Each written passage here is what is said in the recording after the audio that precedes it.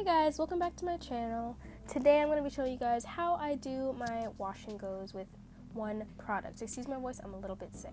So we're starting off on this old wash and go. It's about a week old, and I washed my hair with, you don't have to use what I use, but in the description box I'll list what I use to wash my hair.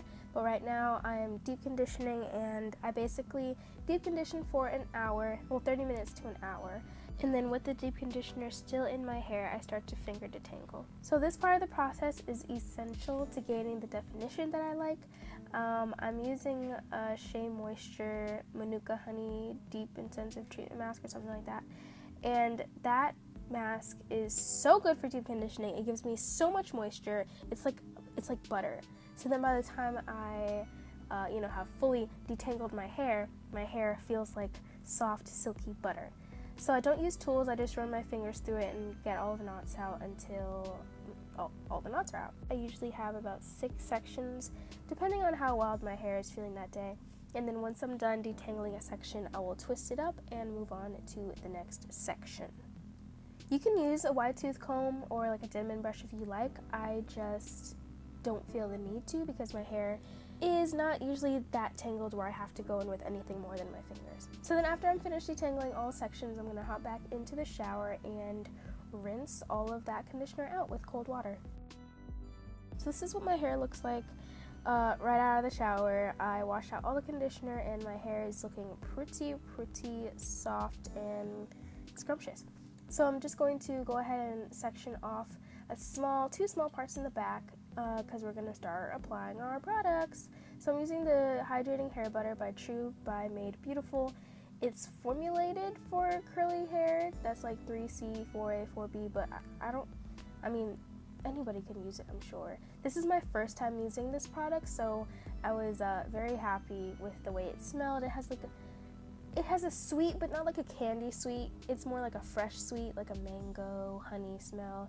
And it's very soft. But not only is it soft, I noticed that as I was putting it on my hair was starting to clump, and clump in a good way, not like clumping with gel where your hair becomes like one big massive clump, but each of my curls were becoming more defined. So I just raked this through, well I smoothed it through first, and I do like a semi-shingling method with my hair.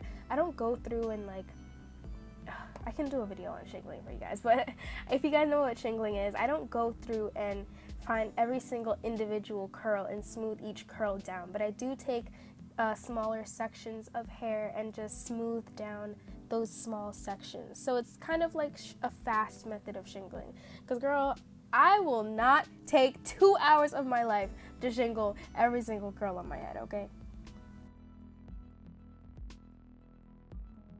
So after going through this first section, you can see that even with just one product, I'm pretty okay with this definition. So I don't actually go in with any gel or anything after this because I was pretty satisfied with the way it was looking. My hair felt very moisturized, but it also felt very defined, as if I had gone in with a leave-in and a gel. Like I said, this is my first time using this product. This is not sponsored. I just found this at Walmart. It was under $10. It was like $8 or $9. And I'm very happy with it so far. Okay, to be honest, I've only used it once, but I know I'm going to use it again because my hair turned out really nicely. So here's a close-up shot of how I do my little fast shingling method. I basically just take little pieces and run my fingers down the entire shaft of hair to smooth down my hair. And this helps to clump the curls together, and it also helps to reduce frizz. Now I don't mind frizz, but if I get frizz on that first day when I first do my hair, it's only going to get even more frizzy as the week goes on. So I try to minimize frizz for the first day of my wash and go, because as the week goes on, then the frizz will start to increase, and by the end of the week I'll have a big frizzy ball. If you need to re-wet your hair in this process, I know I did, especially when going to the front, then you want to keep a spray bottle on hand because this product does apply more smoothly when your hair is damp. It doesn't have to be soaking wet, I found, but it did apply kind of hard and kind of just didn't really spread well when my hair was starting to dry out. So as you can see, I've reached every single part of my hair, and now I just scrunch the front a little bit. I started doing this after I cut my bangs because I like my front framing bang pieces to be kind of very super coily and super bouncy in the front, and I found that scrunching kind of helps to do that. Then don't forget to moisturize those edges, girl. I sometimes forget, so I had to show y'all that I didn't forget this time. Then I go in with my oil mixture. This is olive oil, coconut oil, grapeseed oil, Jamaican black castor oil, and jojoba oil. Did I say jojoba oil already? I'll list in the bottom what's in it. I think there's a little bit of tea tree too. I don't know. But I basically smooth this, focusing on like the bottom half of my hair, the ends, and then like a few inches up, because that is usually the place that needs to be sealed. My roots don't really need it much, but I do apply some on the crown because my crown gets very dry. Then I go ahead and scrunch all the product together, and this is what my hair is looking like. As you can see, it's very, very defined. For not having any gel in it, it's pretty defined. I've never had this kind of definition with just one product. This is kind of like a leave-in and a styler in one. If you guys know the Shea Moisture Curl Defining Smoothie, it kind of gave me a similar feel, but it was, I think it had more hold than the, what did I just say? Than the Curl Defining Smoothie does. So, alright, so 30 minutes later, I just put this t-shirt on my head, soak up some of the excess water, excess moisture from my hair, and now my hair is about 80% dry. So it's not dripping at all. It's not like feeling heavy weighted like water on my head, but it is still very saturated with, moisture, product, water. So, as you can see, the plopping also helps to clump my curls together even more. So I'm gonna do a warm, medium heat setting, and I don't know if I put high air or not. Y'all can see in the video. But the first thing I do is to diffuse my roots, okay? I don't usually diffuse my hair, but I'm showing you for the purposes of this video. I'm basically trying to dry my roots first because that takes the longest amount of time to dry.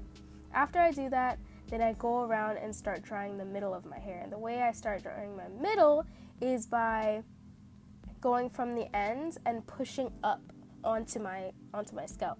So I go from the end of my hair and I cup it and I push it up to my scalp, and that helps to dry the middle portion and perimeters of my hair. As you can see, I'm flipping my head over and I'm trying to get the under roots because I always miss those too, and I end up with like a wet ponytail back. So we don't want the wet ponytail backs. I'm just trying to dry as much of my roots as possible. I'm really focusing on my roots because my ends will dry fast. As you can see, they're starting to like blow around in the wind because they're already starting to dry. But it's the roots that will take days to dry. And I'm not even exaggerating. It will literally take me 3 days for my entire head to become dry just by air drying. Alright, so now I'm just flipping over my head around. I started doing this to create more volume at the roots. I'll flip my hair to the side, to the left side, to the right side, to the front as I'm drying throughout the entire process so that my hair doesn't dry in any, so it doesn't dry flat in any one direction. You get what I'm saying? Like if I continuously dry my hair while it's in one position, it will dry into that position and it won't become movable and bouncy. Like here, you can see my curls are very bouncy, very lush, very, okay. So now we're about 90% dry. Did I say 80% dry at first? I meant to say 20% dry. I'm so sorry. But this is the definition I have right now.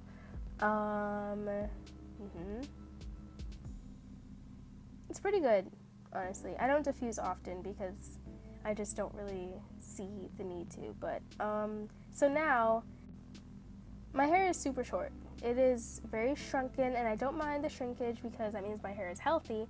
But as you can see, my hair is like twice the length than it looks. So I'm going to go ahead and stretch it, and the way I stretch it is just by putting it in a ponytail or a puff or a bun, usually overnight, because by the time my hair is like sort of air dried, it's like nighttime. So I'll just put my hair up in a bun like this, and I'll sleep on it, usually tie a scarf around it or just sleep on my satin pillowcase. And then I go to bed. Night-night. Okay, this says the next day. Honestly, this was like 3 days later. I just, okay. So 3 days later, I'm picking out my hair. I only pick out to the roots. I only pick out the roots. I don't pick out all the way to the ends because that will disturb the curl pattern. I barely have any curl definition right now, honestly. It's been a few days, but I don't want to disturb the little curl definition that I have at the ends. So as you can see, my hair is very fluffy, it's very movable, but it still has definition of my curls to a certain extent. I did a lot of manipulation this week. I did a lot of buns, a lot of like space buns and all that stuff, but my hair really held up and it doesn't feel dry at all. It's super soft, super fluffy, and I'm really happy with the way that this wash and go turned out. I'm definitely going to use this product again, especially since I only had to use one product. And yeah, thank you guys so much for watching. Please leave any comments or questions below, and I'll see you guys in the next one. Bye! Don't forget to subscribe! Thought I was gone, didn't you?